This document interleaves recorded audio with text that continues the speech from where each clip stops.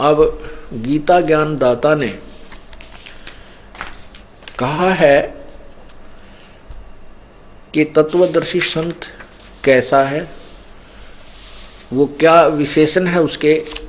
और फिर जब तत्वदर्शी संत मिल जावे, तत्व ज्ञान तुझे हो जावे, उस तत्व ज्ञान से पूर्ण रूप से समझकर उसके पश्चात उस परम पद, उस परमेश्वर के परम पद की खोज करनी चाहिए, उस सतलोक की, के जहां जाने के बाद फिर साधक कभी जन्म मृत्यु में नहीं आता। अपनी सतिथि बताते हुए गीता ज्ञान दाता चौथे अध्याय के 5वें श्लोक और 9वें श्लोक में और दूसरे अध्याय के 12वें श्लोक में स्पष्ट करता है अपनी सती जी के, मैं नाशवान हूं, मेरा जन्म मृत्यु होता है और तू भी, लेकिन अविनाशी तो केवल एक ही परमात्मा है, वहीं हमने पहुंचना है इस सारे ज्ञान को समझकर। गीता अध्याय नंबर 2 श्लोक नंबर 12। न तो ऐसा ही है कि मैं किसी काल में नहीं था, गीता ज्ञानदाता कह रहा था, अथवा तू नहीं था, अथवा ये राजा लोग जो सामने सैनिक खड़े हैं, राजा खड़े नहीं थे, और न ऐसा ही है कि इससे आगे हम सब नहीं रहेंगे। क्या सिद्ध हुआ? गीता ज्ञानदाता कह रहा है कि अर्जुन, तू, मैं और ये सामने जितने राजा लोग खड़े हैं, ये पहले भी जन्म में थे और आगे भी जन्म होता रहेगा अपना, और वर्तमान में भी है। हम अपना, तेरा, मेरा और इन सभी का जन्म मृत्यु सदा बना रहेगा, हम अविनाशी नहीं हैं। चौथे अध्याय, अब इसी दूसरे अध्याय के 17वें श्लोक में कहा है, दूसरे अध्याय का 17वें श्लोक में कहा है कि नाश रहित तो उसको जान जिससे ये संपूर्ण जगत दृश्य वर्ग व्याप्त है, अर्थात जिसने सारे संसार को रचा है। इस अविनाशी का विनाश करने में कोई समर्थ नहीं है, अर्थात कोई और है जो अविनाशी है, गीता ज्ञान दाता से भिन्न है। अब गीता अध्याय नंबर 4 के अब श्लोक नंबर 5 को देखें और 9 को देखें। गीता अध्याय नंबर 4 और ये 5वां श्लोक है। इस 5वें श्लोक का यहाँ अर्थ है, हे परंतम अर्जुन, मेरे और तेरे बहुत से जन्म हो चुके हैं, उन सब को तू नहीं जानता, मैं जानता हूं। अब 9वें में क्या कहा है? ये 9वें में, हे अर्जुन, मेरे जन्म और कर्म दिव्य अर्थात निर्मल और अलौकिक हैं, दिव्य हैं। इस प्रकार जो मनुष्य तत्व से जान लेता है वह शरीर को त्याग कर फिर जन्म को प्राप्त नहीं होता, मुझे प्राप्त होता है। ये तो इन अनुवादकर्ताओं की नालायकी है। इसका अर्थ ये है कि काल भगवान कह रहा है कि मेरे जन्म और मृत्यु तो होते हैं लेकिन अलौकिक हैं, दिव्य हैं। वो कैसे? जैसे आपको पिछले सत्संग में भी समझाया था कि 7 ब्रह्मा की मृत्यु के बाद एक विष्णु की मृत्यु होती है, 7 विष्णु की मृत्यु के बाद एक शिव की मृत्यु होती है, जो इस ब्रह्म का, ज्योति निरंजन का, गीता ज्ञानदाता का पुत्र है। ये 3 पुत्र हैं, तीनों की ऐसी ऐसी आयु का अंतर है। तो 70,000 जब ये काल के पुत्र शिव मर जाते हैं तो एक सदाशिव अर्थात ब्रह्मलोक में रहने वाला ये काल अपना शरीर छोड़ देता और एक ब्रह्मांड का नाश हो जाता है। और ये एक युग होता है परब्रह्म का, अक्षर पुरुष का। जैसे ब्रह्मा का एक दिन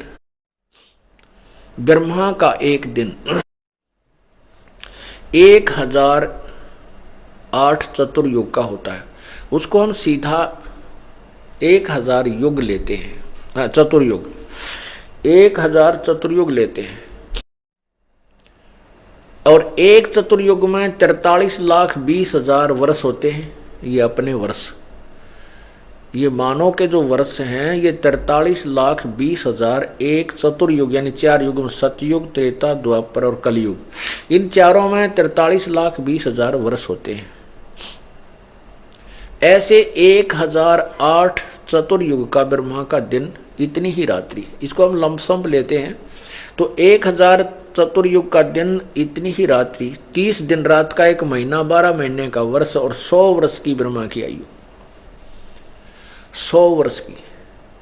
ऐसे 7 ब्रह्मा की मृत्यु के बाद एक विष्णु की मृत्यु, 7 विष्णु की मृत्यु के बाद फिर एक शिव की मृत्यु, ऐसे 70,000 शिव की मृत्यु के उपरांत एक ब्रह्मलोक में रहने वाला ये काल अपना शरीर, इसकी मृत्यु होती है ऑटोमेटिक। इसका जन्म फिर किसी मां से नहीं होता, ये अपने आप एक निर्धारित समय पर इसका ऐसे ही शरीर बनता है उस परमात्मा के द्वारा, कबीर परमेश्वर द्वारा।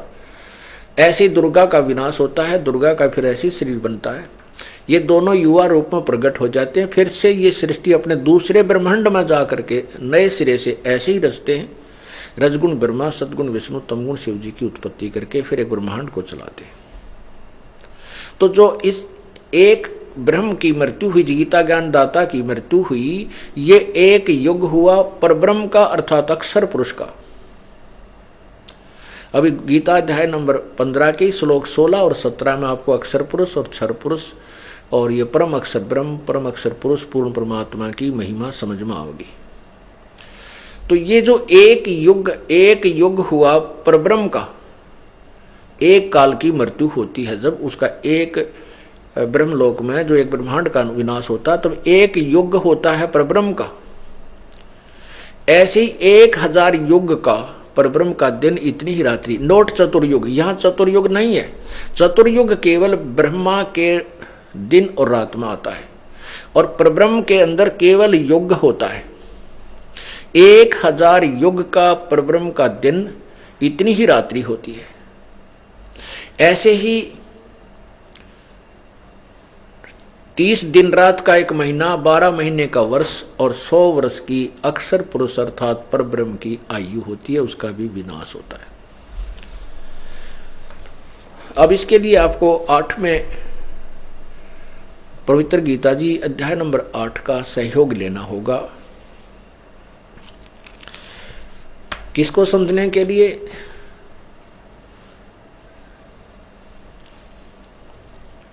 ब्रह्म अक्षर पुरुष और परम अक्षर पुरुष, परम अक्षर ब्रह्म की सतिथि को समझने के लिए गीता अध्याय नंबर 8 के 7 के मंत्र श्लोक नंबर 29 में कहा है कि हे अर्जुन, जो इस पूर्ण अखिल यानी पूर्ण ज्ञान को समझ लेता, तत्व ज्ञान को समझने के बाद फिर सभी आध्यात्मिक ज्ञान से परिचित हो जाता है और वो उस तत्ब्रह्म यानी उस परमात्मा को समझकर, तत्ब्रह्म को समझकर फिर जन्म मृत्यु से छूटने का ही प्रयत्न करता है। ये देखिएगा अध्याय नंबर 7 के ये श्लोक नंबर 29। जरा मरण मोक्षाय माम आश्रित्य यतन्ति ये ते ब्रह्म तत् विदु कृत्नम अध्यात्म कर्म च अखिलम। इसका क्या अर्थ है कि ये अनुवाद किया इन्होंने, जो मेरे शरण होकर, भावार्थ ये कि गीता ज्ञान दाता कह रहा है कि मैं जो ज्ञान दे रहा हूं इसके आश्रित होकर के, यानी तत्वदर्शी संत से मिलने के बाद जरा मरण मोक्षाय छूट, जरा और मरण से छूटने के लिए यत्न करते हैं वे पुरुष, वो साधक, तत्व ब्रह्म, तत्व माने उस, ब्रह्म माने परमात्मा को, इस तत्व माने उस ब्रह्म को और संपूर्ण अध्यात्म को तथा संपूर्ण कर्मों को जानते हैं। इसमें स्पष्ट कर दिया कि जो तत्ब्रह्म को मेरे इस ज्ञान को आश्रित कर लें, जैसे मैं बता रहा हूं चौथे अध्याय के 34वें श्लोक में कि उस तत्व ज्ञान को तत्वदर्शी संतों के पास जाकर समझ, जो मेरे इस ज्ञान का आसरा लेकर तत्वदर्शी संतों के पास पहुंच जाते हैं और फिर पूरे संपूर्ण अध्यात्म ज्ञान से परिचित हो जाते हैं, तो उस तत्ब्रह्म को जान के, तत्ब्रह्म कौन है ये 8वें अध्याय के प्रथम और तीसरे मंत्र में स्पष्ट होगा। उन सब को जानकर फिर वो जन्म मृत्यु से ही छूटने का प्रयत्न करते हैं, यहां की किसी वस्तु की इच्छा नहीं करते। ये देखना 8वां अध्याय अथ 8वां अध्याय प्रथम अध्याय में कृष्ण अर्जुन ने पूछा कि हे पुरुषोत्तम किम तत्ब्रह्म, पुरुषोत्तम तत्ब्रह्म किम, हे पुरुषोत्तम वह ब्रह्म क्या है, तत्ब्रह्म क्या है, अध्यात्म क्या है, कर्म क्या है। तो इसका तीसरे में उत्तर दिया है गीता ज्ञान दाता ने। इस तीसरे में उत्तर दिया है परम अक्षर ब्रह्म है, परम अक्षर ब्रह्म है। अब हम इसी का आपको दिखाते हैं 8वें अध्याय के 16वें श्लोक में। 8वां अध्याय 16वें श्लोक में लिखा है कि आप ब्रह्म भुवनाथ लोका पुनर्वर्ती न अर्जुन माम उपेतु कौनते पुनर्जन्म न विद्यते। इसका अर्थ ये है कि ब्रह्मलोक तक सभी लोग विनाश में आते हैं, पुनर्वृत्ति होती है, जन्म मृत्यु होता है, और मेरे माम उपेत मुझे प्राप्त होकर भी कुंते पुनर्जन्म है। न विद्यते का अर्थ यहां पर इन्होंने किया है कि जो नहीं जानते, इसका अर्थ होना चाहिए न विदित, जो इस बात से परिचित नहीं है वो मुझे प्राप्त होकर भी जन्म मृत्यु में ही रहते हैं। इन्होंने क्या किया है, अर्जुन ब्रह्मलोक पर्यंत सब लोग पुनर्वर्ती में हैं। हमने सिर्फ इतना ही देखना है कि ब्रह्मलोक तक भी नाश होता है। ब्रह्मलोक तक नाश होता है तो पूरा ब्रह्मांड विनाश में आता है। अब यहां 17वें अध्याय में देखो ना, अध्याय नंबर 8 के मंत्र नंबर 17 में स्पष्ट किया है कि सहस्र युग पर्यंत अह यत ब्रह्मणे विदु ब्रह्मणे, और रात्रि में युग सहस्त्रांतम ताम ते और रात्रि विद्यजना, इसमें कहीं चतुर्युग नहीं है। सहस्र युग माने 1000 युग, इसमें चतुर्युग नहीं है, केवल सहस्र 1000 युग है। इन्होंने ब्राह्मण का अर्थ ब्रह्मा कर दिया, नहीं, ब्रह्मण होता है बड़ा भगवान। जैसे ब्रह्म से नेक्स्ट जो भगवान है, ब्रह्म से जो बड़ा है, इसके दो, क्योंकि कुछ ऐसे शब्द होते हैं जो उसके सेंटेंस से ही समझ में आते हैं। तो यहाँ जो सेंटेंस बनता है कि जो ब्रह्म से नेक्स्ट जो परमात्मा बड़ा भगवान है वो ब्रह्म है, उसका एक दिन, क्योंकि पूर्ण ब्रह्म का तो दिन रात का मतलब है नहीं, उसके वहां तो कोई दिन रात है नहीं, उसकी तो आयु से संबंध ही नहीं है। आयु जहां तक चल रही है, जिसका समय निर्धारित है, वो ब्रह्म और परब्रह्म तक ही और नीचे के देवताओं का ही है और हम मनुष्यों का। तो इससे ये निष्कर्ष निकल, ये ऐसे सुलझते हैं ये अर्थ। तो ये परब्रह्म का एक दिन 1000 युग का है, नोट चतुर्युग। इन बातों से हम निष्कर्ष निकालेंगे, क्योंकि गीता एक बहुत ही पवित्र सदग्रंथ है और इसमें बहुत ही गूढ़ ज्ञान है, और इस गूढ़ ज्ञान को समझने के लिए तत्वदर्शी संत की ही आवश्यकता पड़ती है, और बाकी इसका अनुवाद नहीं कर सकते। ठीक है, शब्दों का अनर्थ करके चाहे वो किसी तरह गढ़ दिया इन्होंने, और अभी तक जनसाधारण को मूर्ख भी खूब बना लिया, क्योंकि जनसाधारण को स्वयं ज्ञान नहीं था। अब टीचर गलत पढ़ाता है तो विद्यार्थी क्या समझे, 1, 2, 20, 100, 1000, लाख टीचर ही गलत पढ़ा रहे हैं किसी अध्याय को, तो विद्यार्थी सेट हो जाती है, चाहे वो भले ही गलत है। अब जो सही टीचर आता है फिर उसको ठीक कराता है, फिर उनके सामने प्रत्यक्ष करता है तो वो उसको ठीक समझ लेते हैं। तो इसमें इस परब्रह्म का एक दिन 1000 युग का है और इतनी ही रात्रि होती है। और कहते हैं जो इस प्रकार उस सब ज्ञान को समझता है, दिन रात को जानता है, वो हो सही ज्ञान का, यानी ज्ञान के जानने वाला है, इस काल के विषय में परिचित है। इसका अर्थ ये है। अब हम 15वें अध्याय पाते हैं और उसी प्रकरण पर आते हैं कि भगवान किसे कहते हैं। 15वें अध्याय का आपने 4था श्लोक पढ़ा और उसमें गीता ज्ञान दाता भी स्वयं कह रहा है कि उस तत्व ज्ञान की प्राप्ति के पश्चात उस परम पद, उस परमेश्वर के परम पद की खोज करनी चाहिए, जहां जाने के बाद फिर जन्म मृत्यु कभी नहीं होती, वो अविनाशी हो जाता है, उसका पूर्ण मोक्ष होता है। और यही गीता अध्याय नंबर 18 के श्लोक 46 और 62 में स्पष्ट किया है।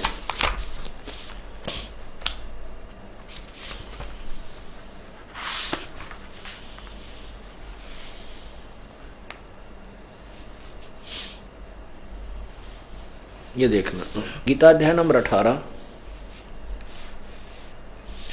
इसके 46 में कहा है कि जिस परमेश्वर से संपूर्ण प्राणियों की उत्पत्ति हुई है और जिससे यह समस्त जगत व्याप्त है,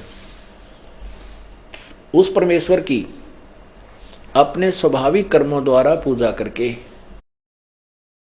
उस परम सिद्धि को प्राप्त हो जाता है। 18वें अध्याय के 62वें श्लोक में कहा है, यह स्वाभाविक कर्मों का तात्पर्य है कि जैसे भी चारों वर्णों के अपने अपने डिवाइडेड कर्म हैं, जॉब हैं, उनको करते हुए, जैसे ब्राह्मण, क्षत्रिय, वैश्य और शूद्र के उन स्वाभाविक काम अपने काम करते करते कर्म योगी होकर के आप उस परमात्मा को प्राप्त कर सकते हैं। ये देखना गीता अध्याय नंबर 18 का ये 62 में कहा है कि हे भारत, सब प्रकार से उस परमेश्वर की शरण में जा, उस परमात्मा की कृपा से ही तू परम शांति को तथा सनातन परम धाम को प्राप्त होगा। शाश्वतम स्थानम, सदा रहने वाले स्थान यानी सत्यलोक को प्राप्त होगा। अब फिर आइए 15वें अध्याय का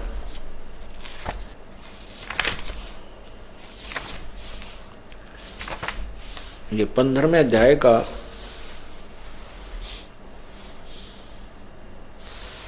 और ये 16वां श्लोक है। दिवौ इमौ पुरुष लोके क्षर च अक्षर एवं च क्षर सर्वाणी भूतानि कटुस्थ अक्षर उच्यते। अनुवाद इसका किया है कि इस संसार में नाशवान और विनाशी भी ये दो प्रकार के पुरुष हैं। पुरुष माने प्रभु, स्वामी, भगवान कहो, लेकिन इसका जो परिभाषा हम आपको समझाने चले हैं प्रभु की, अब यहाँ प्रारंभ होती है। अभी तक ये इसकी भूमिका बनी है। अब देखना, इस संसार में नाशवान और विनाशी भी ये दो प्रकार के पुरुष यानी प्रभु हैं। और संपूर्ण प्राणियों के इन्हीं के लोक में संपूर्ण प्राणियों के शरीर नाशवान है और जीवात्मा अविनाशी कहा जाता है। अब ये अक्षर पुरुष और क्षर पुरुष, क्षर पुरुष ये क्योंकि ये जो पुरुष है, देव जो पुरुषों हैं, इनको हम यहाँ लगा सकते हैं। ये क्षर पुरुष और अक्षर पुरुष, क्षर पुरुष माने ये ब्रह्म और अक्षर पुरुष माने ये परब्रह्म, भी दो प्रकार के परमात्मा हैं, प्रभु हैं। और इनके लोकों में सभी प्राणियों तो शरीर के नाशवान हैं और जीवात्मा अविनाशी कहा। तो जैसे अभी आपने परब्रह्म की भी आयु की सीमा देखी और ब्रह्म की भी। जब परब्रह्म का एक दिन समाप्त होगा 1000 युग का, चतुर्युग नहीं, ब्रह्म का, हाँ ब्रह्म का, परब्रह्म का, अक्षर पुरुष का जब एक दिन समाप्त होगा जो 1000 युग का होगा। एक युग आपको बताया कि 70,000 त्रिलोकीय शिव की मृत्यु के बाद एक काल मरेगा जो एक ब्रह्मलोक में रहता है। वह 3 रूप में रहता है, ब्रह्मा, विष्णु और शिव रूप में। ऐसे ही उसी अवधि से वहाँ वो अपना ब्रह्मा वाला शरीर छोड़ता है, ऐसे फिर विष्णु वाला छोड़ता है, लास्ट में वो शिव वाला शरीर छोड़ता है। तब एक ब्रह्मांड का विनाश होता है और परब्रह्म का यानी अक्षर पुरुष का एक युग होता है। ऐसे 1000 युग का जब परब्रह्म का दिन समाप्त होता है तो 21 ब्रह्मांड का विनाश होता है। इस परब्रह्म, इन ब्रह्म के काल के 21 ब्रह्मांड का विनाश हो जाता है। और ये सभी प्राणी परब्रह्म के लोक में अलग अलग स्थान पर रख दिए जाते हैं, उनके कर्म अनुसार अलग अलग वहां रखे जाते हैं। और जब उसका फिर रात्रि समाप्त हो जाती है, पुनः दिन प्रारंभ होता है, फिर दुर्गा और काल ऐसे ही उत्पन्न होते हैं। फिर उनके कर्म अनुसार वो सभी जीव नीचे भेज दिए जाते हैं और वो कर्म अनुसार उनकी फिर उत्पत्ति वहीं काल और दुर्गा और उससे होती रहती है। ऐसे ये फिर शुरू हो जाता है। तो ये हुआ कि परब्रह्म की भी मृत्यु है, क्योंकि 100 वर्ष परब्रह्म की 100 वर्ष की आयु है अक्षर पुरुष की, लेकिन वो वर्ष बहुत लंबे चौड़े, इसलिए इसको भी अक्षर पुरुष कह दिया, लेकिन वास्तव में अक्षर पुरुष नहीं, वास्तव में अविनाशी नहीं है ये, क्योंकि इसका भी नाश होता है। जैसे एक ये चाय पीने का प्याला होता है सफेद सा बना हुआ मिट्टी का, ये तो क्षर पुरुष और उसके प्राणियों की सती थी मानो, और स्टील से बना हुआ जो पात्र हो, प्याला हो, कप है, वो समझो परब्रह्म यानी अक्षर पुरुष की सती थी, उसका शरीर उसके प्राणियों की सती थी। लेकिन स्टील को भी जंग लगेगा, अंत में इसका विनाश होगा, लेकिन उस मिट्टी, उस चीनी सफेद प्याले की तुलना में वो अविनाशी यानी काफी स्थायी नजर आता है भी, लेकिन वास्तव में अविनाशी नहीं। वास्तव में विनाशी जो है सोना है, गोल्ड है, धातु, इसका विनाश नहीं होता, इसको कोई जंग नहीं लगता। तो इसी प्रकार पूर्ण परमात्मा जो है वो वास्तव में अविनाशी है, और ब्रह्म यानी क्षर पुरुष, परब्रह्म यानी अक्षर पुरुष, ये नाशवान है। ये अक्षर पुरुष कहलाता है, अक्षर का अर्थ होता है अविनाशी, लेकिन ये वास्तव विनाशी नहीं। यही गीता जी सिद्ध कर रही है। अब फिर देखो गीता अध्याय नंबर 15 के श्लोक 16 और 17 को, ये देखिएगा, ये 16वां श्लोक आप पढ़ रहे हो। दिवौ इमौ पुरुषौ लोके क्षर अक्षर एवं च क्षर सर्वाणी भूतानि कटुष्ट अक्षर उच्यते। इस संसार में नाशवान और अविनाशी, ये क्षर पुरुष और अक्षर पुरुष, ये भी दो प्रकार के भगवान हैं।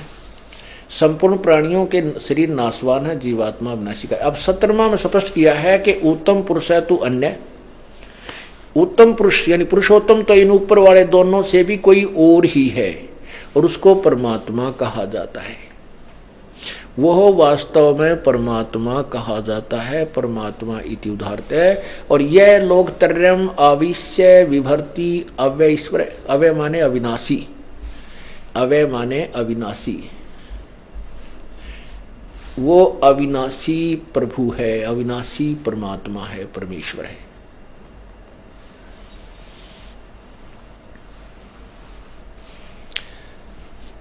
अब सिद्ध हो गया, क्योंकि ऊपर दोनों से कोई और है, क्षर पुरुष और अक्षर पुरुष से कोई उत्तम पुरुष और है, और वही परम अविनाशी, और वही तीनों लोकों में प्रवेश करके सबका धारण पोषण करता है। अब देखना, अब ये समझ में आएगी आपको उल्टा लटका हुआ संसार रूपी वृक्ष का चित्र।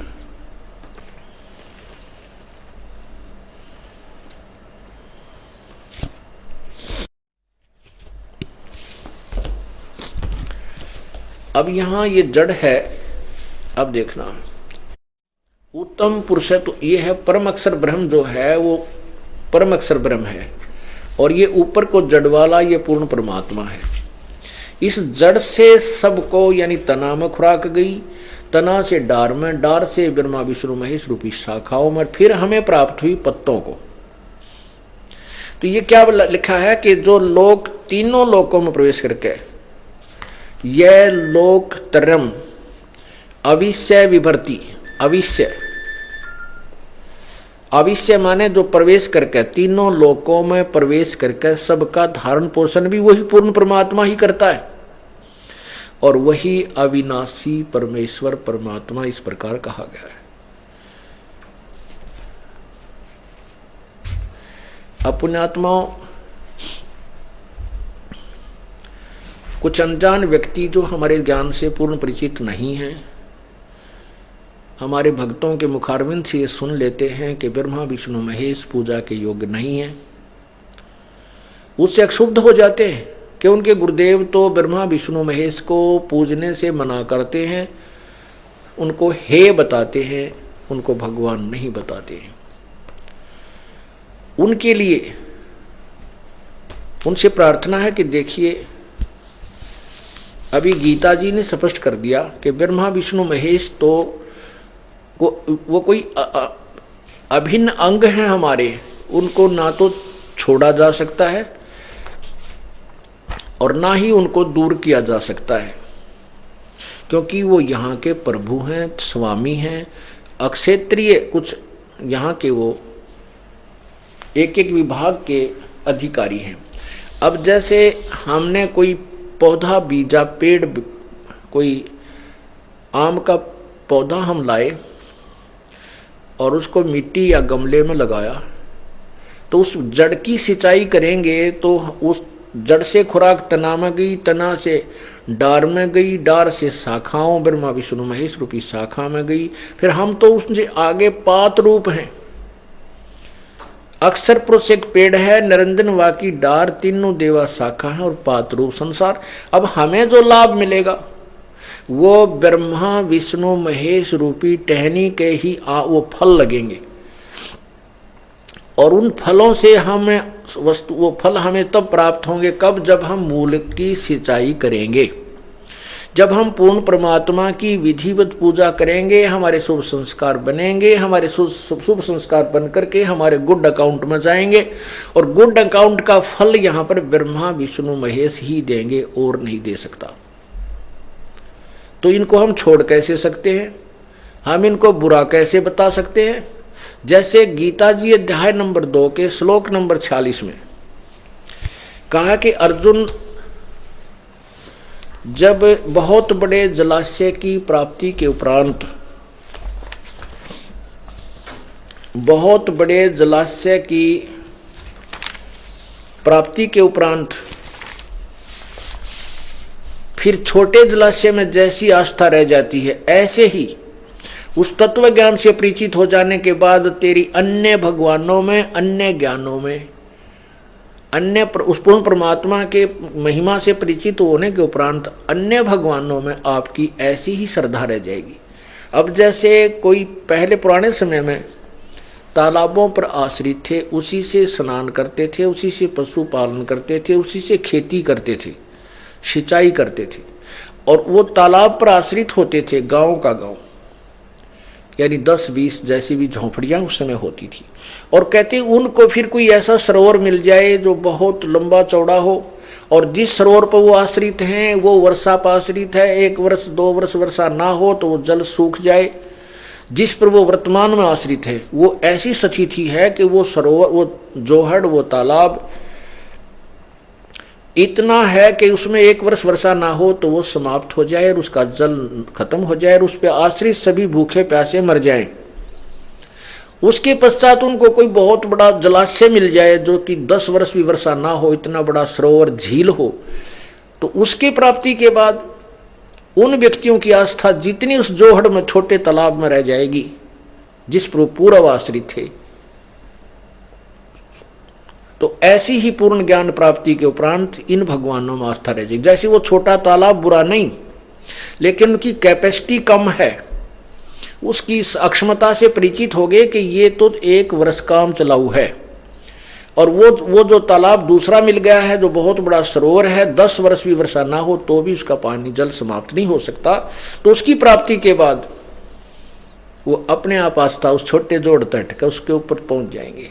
लेकिन वो बुरा नहीं, क्योंकि जल उसमें भी है, पहले वाले में भी है, लेकिन वो काम चलाऊ है, फिर उसकी तरफ विशेष आस्था बिल्कुल नहीं रहेगी। ऐसे ही गीता जी अध्याय नंबर 2 का, गीता अध्याय नंबर 2 श्लोक 46, सब ओर से परिपूर्ण जलाशय के प्राप्त हो जाने पर छोटे जलाशय में मनुष्य का जितना प्रयोजन रह जाता है, ब्रह्म को तत्व से जानने वाले ब्राह्मण का समस्त वेदों में उतना ही रह जाता है।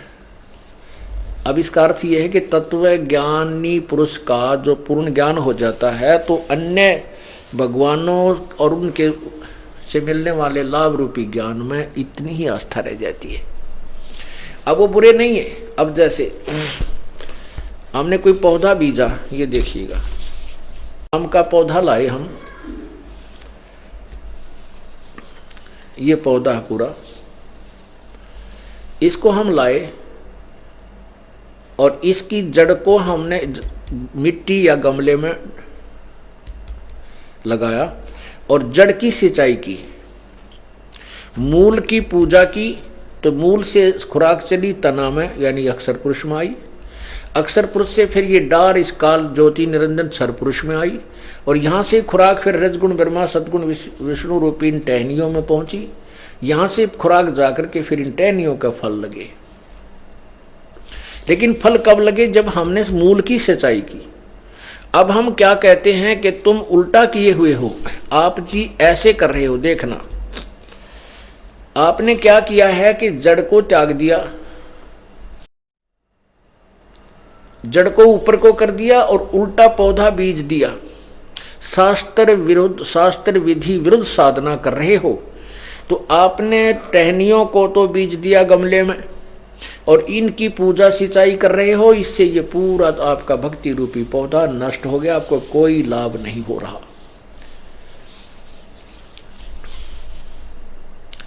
शास्त्र विरुद्ध साधना, और इसको हम ऐसे पूजें तो हमें पूर्ण लाभ हो। ये शास्त्र अनुकूल साधना। परमात्मा कबीर जी ने हमें बताया है, अपनी महिमा आप ही बताई है कि एक के साधे सब सध है। इसकी पूजा से ये पूरा ये पौधा ही हरा भरा हो जाएगा। एक की साधना से, पूर्ण परमात्मा की पूजा से ये सभी राजी हो जाएंगे, सभी को प्रसन्न रहेंगे। और सब साधे सब जाए, ये देखो, ये सब साध लिया हमने तो ये पूरा नष्ट हो गया, पौधा ही सूख गया। एक के साधे सब सदै, और सब साधे सब जाए। और माली यानी समझदार व्यक्ति, माली सींचे मूल को, ये फले फूले अखाए। अब ये तो सिद्ध हुआ कि परमात्मा कौन है। अब गीता जी अध्याय नंबर 15 के श्लोक 16 और 17 को आपने सुना। फिर इस काल भगवान ने आगे कहा 18वें में कि वो मुझे पुरुषोत्तम, वो अपने आप को पुरुषोत्तम कहते हैं मुझे तो पुरुषोत्तम इसलिए कहते हैं कि लोक वेद के आधार पर, तत्व ज्ञान से नहीं। तत्व ज्ञान में तो स्पष्ट कर दिया कि तत्वदर्शी संतो बताया गया उत्तम पुरुषत्व अन्य परमात्मा इति उदाहरते। और यह लोक तरम आविश्य विभर्ति अवैश्वर है, वही तीनों लोकों में प्रवेश करके सबका धारण पोषण करता है। वो अविनाशी परमात्मा तो कोई और है, वही वास्तव में पुरुषोत्तम है। और मुझे पुरुषोत्तम किस लिए कहते हैं कि लोक वेद के आधार पर। लोक वेद क्या था जो पहले हमें ज्ञान था? कबीर परमेश्वर कहते हैं अपनी महिमा आप पर बताते हैं, आप ही दास बनते हैं, आप ही भक्त की भूमिका करते हैं, आप ही तत्वदर्शी संत की भूमिका करते हैं, और स्वयं ही वो प्रभु भी होते हैं। तो हमें समझाने के लिए क्या कहते हैं, पीछे लग गया जाऊं था मैं लोक वेद के साथ, रस्ते में सतगुरु मिले वो दीपक दे दिया हाथ। लोक वेद के आधार से हम पूजाएं कर रहे थे, दंत कथा, लोक वेद, यथार्थ ज्ञान ना हो, सुना सुनाया घिसा पिटा ज्ञान जिसको कहते हैं, उसको लोक अक्षेत्रीय ज्ञान। तो गीता ज्ञान, फिर परमात्मा कहते हैं कि जो तत्वदर्शी संत मिल जाता है वो तत्व ज्ञान रूपी टॉर्च हमें दे देता है। इस अज्ञान रूप अंधेरे को फिर हम उस तत्व ज्ञान रूपी टॉर्च से हटा करके सीधा रास्ता पकड़ लेते हैं। पीछे लग गया जाऊं था मैं लोक वेद के साथ, रस्ते में सतगुरु मिले, सतगुरु तत्वदर्शी संत, दीपक दे दिया हाथ। अब 15वें अध्याय का 18वां श्लोक सुनिए, क्योंकि यहां विचलित कर देते हैं ये अज्ञानी संत कि देखो ना 18वें में कहा है कि मैं पुरुषोत्तम, लोक वेद से मैं पुरुषोत्तम हूं। नहीं, अर्थ ना समझकर अनर्थ कर डाला। ये देखिएगा है 15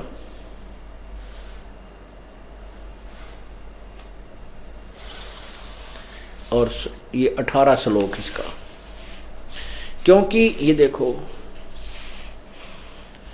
यस्मात् क्षरम अतीत अहम अक्षरात् अपि च उत्तम, अतः अस्मि लोके वेदे च प्रथित पुरुषोत्तम।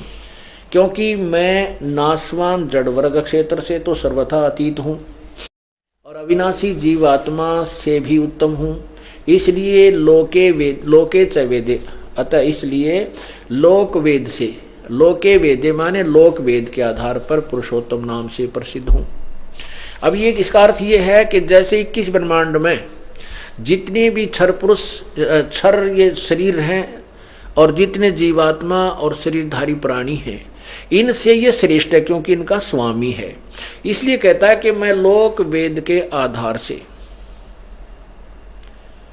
अक्षेत्रीय वेद माने ज्ञान, अक्षेत्रीय ज्ञान जो सुना सुनाया ज्ञान है, इसके आधार से मैं पुरुषोत्तम इसलिए प्रसिद्ध हूं क्योंकि मैं मेरे अंतर्गत जितने प्राणी हैं उन आत्मा और उनके शरीर में धारी हैं उनसे मैं उत्तम हूं, उनसे श्रेष्ठ हूं। लेकिन उत्तम पुरुष है तो अन्य है। वास्तव में उत्तम पूर्ण परमात्मा और वास्तव में अविनाशी तो उस और ही है। वो गीता जी अध्याय नंबर 8 के मंत्र 3 में कहा है कि वो परम अक्षर ब्रह्म है जो गीता ज्ञानदाता से दूसरा है।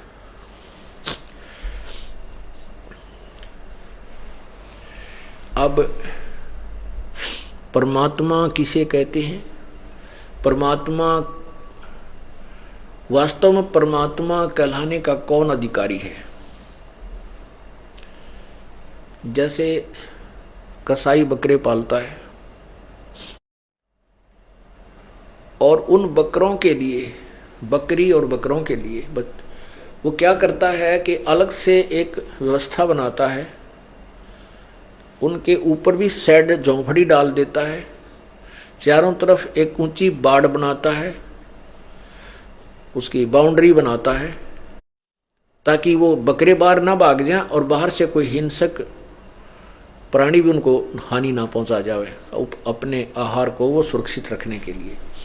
और उनके लिए चरागाह भी उसी में होता है, उसी में जल होता है, तालाब बना रखा होता है। और वो जो कसाई होता है उन प्राणियों को, बकरों को खाने और पीने की पूरी सुविधा देता है, गर्मी सर्दी से बचाता है, उनको चारा डालता है, जल पिलाता है। तो वो अबोध प्राणी उसको अपना मालिक मान लेते हैं, अपना भगवान मानते हैं कि देखो हमें कितना आहार देता है, हमारी कितनी सुविधा का ध्यान रखता है। और जब वो कसाई आता है उन बकरों के पास, वो देखता है उनके हाथ ऐसे लगा लगा के, वो तो देखता है कि इसमें मांस कितना हो गया, ये कितने किलोग्राम का हो चुका है।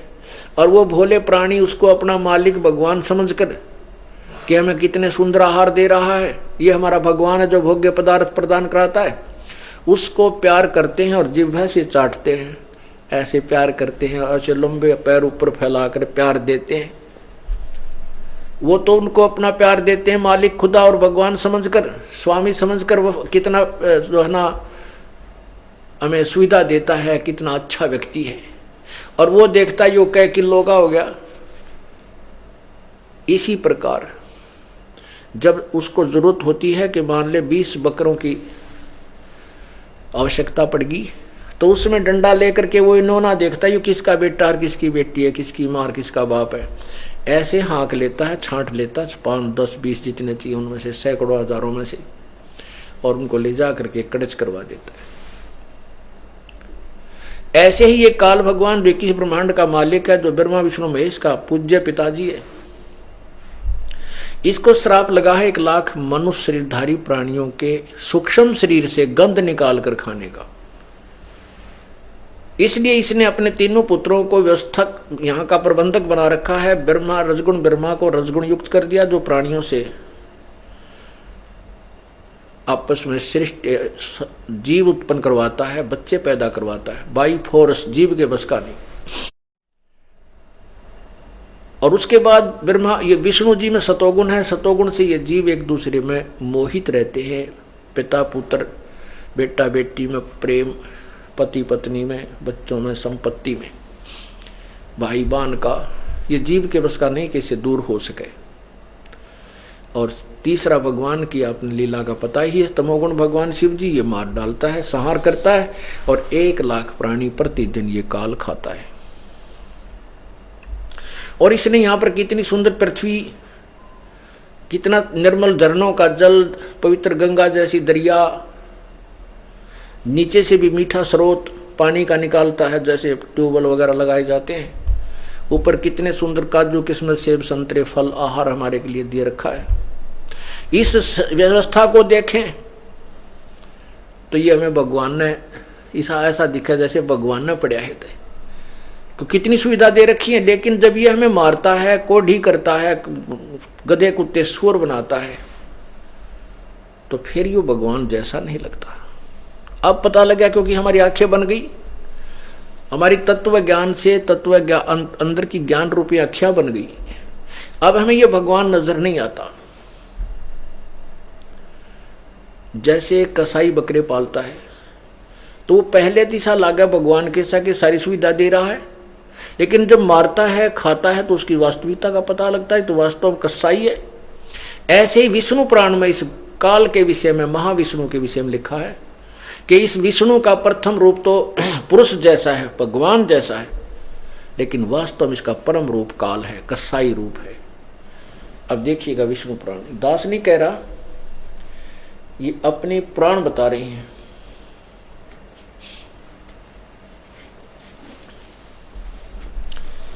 ये देखिए श्री विष्णु पुराण गीता प्रेस गोरखपुर से प्रकाशित है।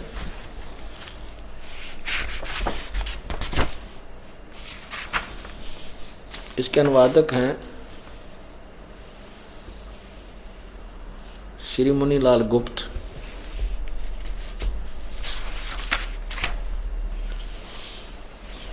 और प्रकाशक हैं एवं मुद्रक गीता प्रेस गोरखपुर से। इसके देखिएगा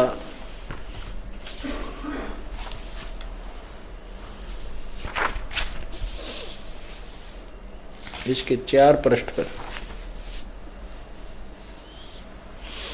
अध्याय 2 प्रथम अंश पृष्ठ नंबर 4 श्री विष्णु पुराण। यहां देखिएगा,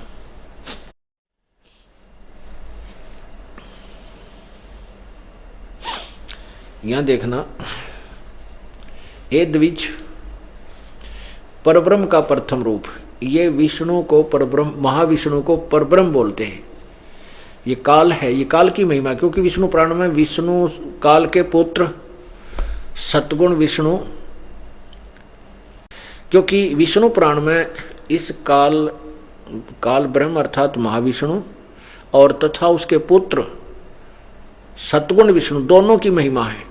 तो यहाँ पर जो कह रहा है ये गीता या विष्णु पुराण का ज्ञान बोलने वाला ये पाराशर ऋषि है। तो ये क्या बता रहा है कि हे द्विज, यानी दूसरे उस ऋषि को बता रहा है कि परब्रह्म यानी इस काल का, ऊपर देखो थोड़ा सा, यहां से समझ आएगा ये ना, वही इन सब व्यक्त, अव्यक्त और व्यक्त, वही इन व्यक्त और अव्यक्त जगत रूप से तथा इसके साक्षी पुरुष और महाकारण काल रूप से स्थित है। कौन? ये महाविष्णु। और हे द्विज, परब्रह्म का यानी महाविष्णु अर्थात काल का, ये परब्रह्म गलत लिखा इन्होंने क्योंकि ज्ञान नहीं था। प्रथम रूप पुरुष है, पुरुष माने परमात्मा है, अव्यक्त और व्यक्त उसके अन्य रूप हैं, तथा काल उसका परम रूप है। ओए होए, काल उसका परम रूप है। यहां देखना 5 पृष्ठ पे,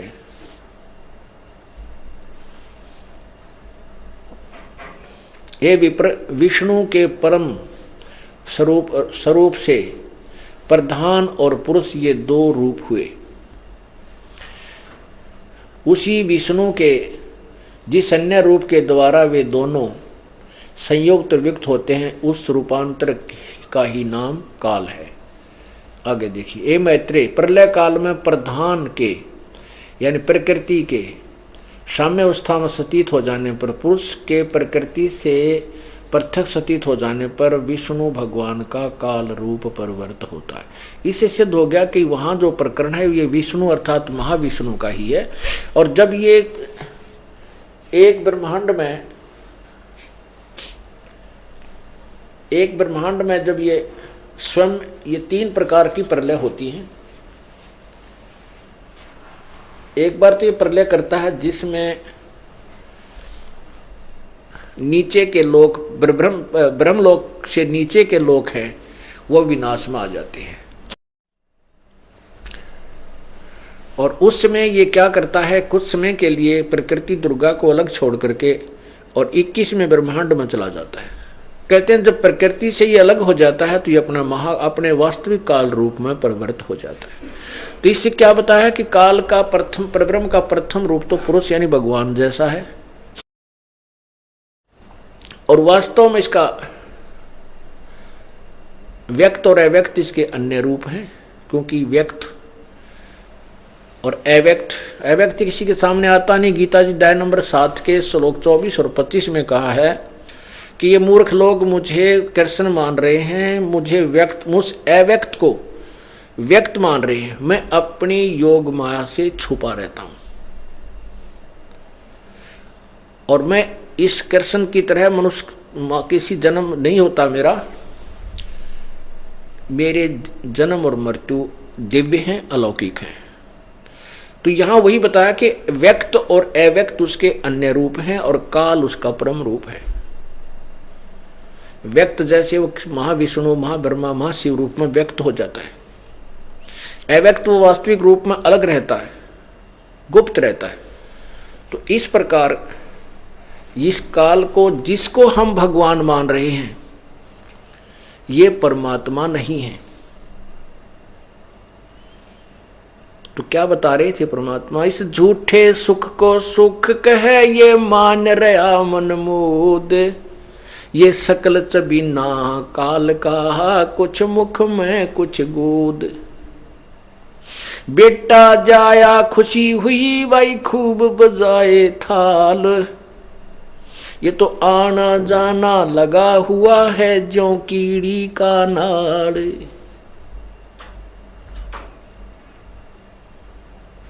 परमात्मा हमें यही बताया करते थे कि जिनको तुम भगवान मानकर पूजा कर रहे हो ये परमात्मा नहीं है, और जिसकी पूजा करनी चाहिए उसका तुम्हें पता भी नहीं है। परमात्मा कहते मैं रोवत हूं सृष्टि को, ये सृष्टि रोवे मोहे, कह कबीर हमारे वियोग को ये जान न सकता कोई। क्योंकि हम परमात्मा से बिछड़े हुए हैं, अपनी नासमझी अपनी नालायकी मूर्खता के कारण, और इस काल के जाल में फंसकर हम कितने कष्ट उठा रहे हैं। हमारे ऊपर दुखों का पहाड़ टूटा हुआ है, और वो जिन भगवानों से हम सुख चाहते हैं ये सुख स्वयं सुखी नहीं, ये हमें सुखी और सथाई कैसे कर सकते हैं। और परमात्मा कहते हैं मैं इनको रोता हूं कि तुम मेरे बच्चे हो, मेरी भक्ति करो, मेरे पास आ जाओ, मैं तुम्हें यहां भी सुखी करूंगा और सतलोक ले चलूंगा, जहां जाने के बाद कभी मृत्यु जन्म नहीं होता, वह ऐसी ही सृष्टि होगी, ऐसे ही आपका परिवार होगा, लेकिन वो परिवार कभी नष्ट नहीं होगा और कभी लड़ाई झगड़ा आपस में कोई किसी प्रकार का विद्वेष राग नहीं है। तो वहां चलो। शंखों लहर मेहर की उपजे कहर नहीं जा कोई, दास गरीब अचल अविनाशी सुख का सागर सोई। परमात्मा हमें ये संदेशा देने के लिए आए थे कि तुम इस गंदे लोक को त्याग करके यहाँ की सब वस्तुओं से अपनी आसक्ता हटाओ और सतलोक चलने की तैयारी करो। बोलो सतगुरुदेव। कर जोरूं विनती करूं, धरूं चरण पर शीश, गुरु राम देवानंद जी महाराज ने दियो नाम बख्शीश, कोटि कोटि सिजदा करूं, कोटि कोटि प्रणाम, चरण कमल में राखियो मैं बांदी जाम गुलाम।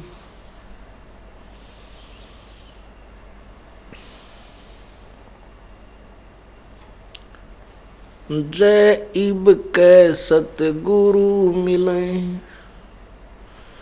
सब दुख आँखों रो। चरणों ऊपर शीश धरूं कहूँ जो कहनी हो। गुरु जी तुम ना भूलियो चाहे लाख लोग मिल जाएं। हमसे तुमको बहुत है तुमसे हमको नहीं। तुम्हारे विसारे क्या बने मैं किसकी शरण में जाऊं। शिव बिरंच मुनि नारद तिनके हृदय न समाऊं।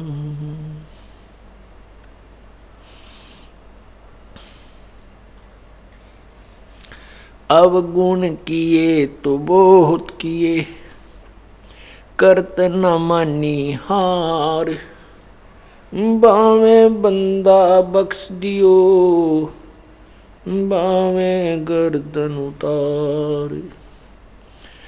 अवगुण मेरे बाप जी बख्शो गरीब नवाज। जो मैं पूत कपूत हूँ बोहर पिता को लाज। मैं अपराधी जन्म का नक्सक भरे विकार। तुम दाता दुख भंजना मेरी करो संबोरे। हे कुत्ता तेरे दरबार का मोतिया मेरा नाम। गले प्रेम की जेवड़ी जहाँ खेचो वहाँ जाऊं मैं। तो करो तो बावड़ू दूर दूर करो तो जाऊं। ज्यों राखो त्यों ही रहूं जो देवो सो खाऊं।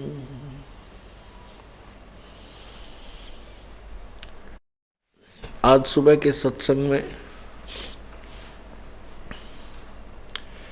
पुण्य आत्माओं ने अपनी आंखों से प्रोजेक्टर के ऊपर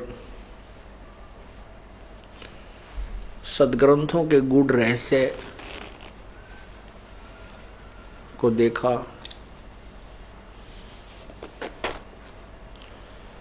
तथा परमात्मा की परिभाषा का कुछ अंश सुना।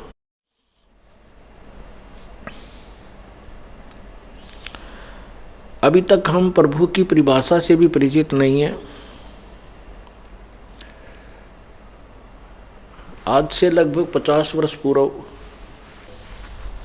40 वर्ष पूर्व अपने हिंदुस्तान के अंदर एजुकेशन नहीं थी। मुश्किल से 10% से भी कम हमारे हिंदुस्तान के नागरिक शिक्षित थे।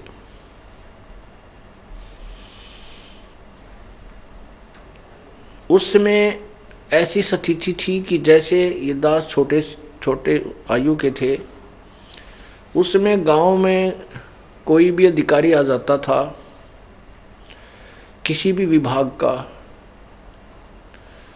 तो जैसे नहर विभाग के कोई अफसर आते थे, अधिकारी आते थे, तो गांव में आम व्यक्ति कहता था साहब आ गए, आया हुआ है, नहर वाला साहब आ रहा है। अब उससे कोई पूछे भी ये क्या कौन साहब है, कोई नहीं जानता था कि साहब आ रहा है। उनको नहीं मालूम था भी नहर महकमे का ये कौन साहब है, एसडीओ साहब है, एक्शन साहब है, एससी साहब है।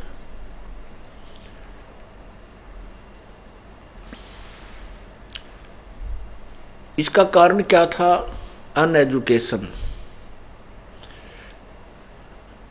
जो शिक्षा नहीं थी, अशिक्षा ही इसका मुख्य कारण था। अब अपने हिंदुस्तान के अंदर 100% बूढ़े और बुजुर्ग बालक सभी शिक्षित हो चुके हैं। अब बच्चा बच्चा ये बता देता है कि इस विभाग का ये अफसर है, ये कौन अधिकारी है और इसकी कितनी पावर है।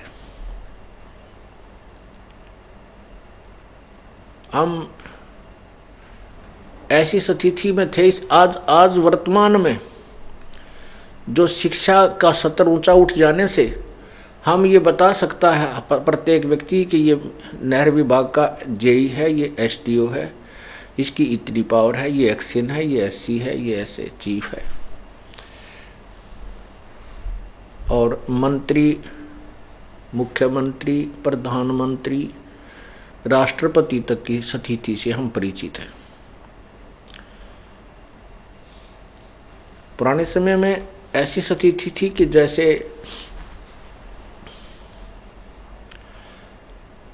एक समय किसी न्यूज़पेपर में एक चुटकुला आया था। उसमें पहले खबर छपी थी कि ऐसे ऐसे किसी मुख्यमंत्री ने और इतना ऐसे ऐसे किसी मंत्री और प्रधानमंत्री के ऊपर कोई एलिगेशन लगे थे, सच्चे या झूठे जैसे भी थे। उनके ऊपर कोई ऐसा आरोप लगा था कि उन्होंने ऐसा अपराध किया है। मतलब मुख्यमंत्री के ऊपर लगे थे, प्रधानमंत्री पे नहीं, मुख्यमंत्री, किसी मुख्यमंत्री पर लगे थे। तो अगले दिन कार्टून टाइप एक बना रखा था चुटकुला। उसमें पूछा था प्रश्न कि एक व्यक्ति दूसरे से पूछ रहा कि यही अपराध यदि प्रधानमंत्री या राष्ट्रपति कर दे, क्या उनको भी सजा मिल जाएगी? उसमें उत्तर दिया गया था कि वह के डीसी लाग रहे हैं, वह क्यों ना सजा लगे होगी उनकी। वह कौन से डीसी हैं? प्रधानमंत्री और राष्ट्रपति के विषय में कहा था कि वह के डीसी हैं, उनको भी सजा हो जाएगी। कहने का भाव ये है कि पहले समय में ये कहा करते कि नारा डीसी लाग रहा है, तो के डीसी लाग रहा है। यानी डीसी की पावर को हम प्रधानमंत्री से भी सुप्रीम मानते थे, राष्ट्रपति से भी उच्च मानते थे। जो जनसाधारण अनएजुकेटेड ग्रुप जो होता हमारे समाज का,